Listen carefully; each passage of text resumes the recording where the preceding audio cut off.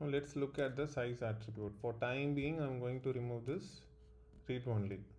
You would have seen what happens when you give value. So value is to set the default value. Right now the default value we have set is John and Carpenter, but if you want to get information from the contact form, you would obviously need to remove that. So I removed it. And for the range purpose, it's better to give the size of the text box. So by default a text box size is 20, but I'm gonna give like 10 here. Let's see what happens. So that's the size of it.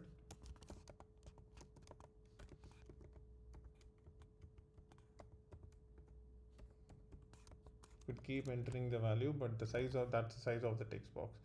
So if I give 100, it's gonna be of this size.